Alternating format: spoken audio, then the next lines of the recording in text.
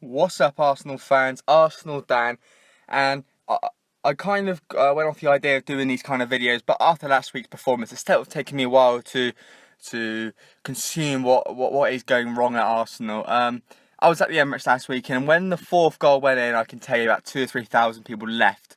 As quick as a drop of a hat. Everyone had enough, and 10 years after the Emirates, you wouldn't think that we would be walking out midway through the second half because we're disappointed that we're losing 4-1 to Liverpool. It's not what the board foreseen, it's not what Wenger foreseen, it's not what the fans foreseen.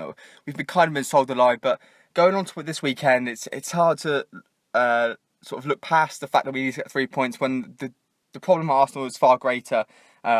At the moment, but it is a huge game. I'm not really going to talk much about it. We know Leicester will be looking to bounce back. It's their first game as a title defence in their own stadium, so the place will be buzzing. It's the champions. They're back at Leicester, so it'll be a different Leicester, I think, to last week, and we need to be a much different Arsenal defensively than we were last week.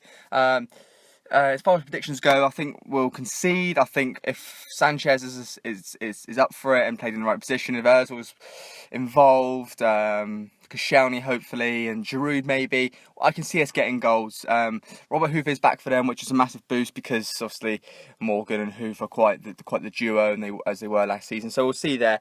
But as far as the greater picture goes, 3 points couldn't be better, but it doesn't solve the underlying problems that are at our Arsenal now, that we are failing in the transfer window. And my feeling is we will do something in 2 weeks, but if he doesn't, there'll be some serious questions that need to be asked, because he was quoted saying that Giroud, Sanchez, Agpom, Sonogo are good enough for Arsenal Football Club going ahead when we're trying to compete in all four fronts, and when we inevitably meet Barcelona or Bayern Munich in the knockout stages of the Champions League, where you've got Sonogo up front. It's not what Arsenal Football Club are about. Let's just focus on today, get behind the team. Come on, you Arsenal.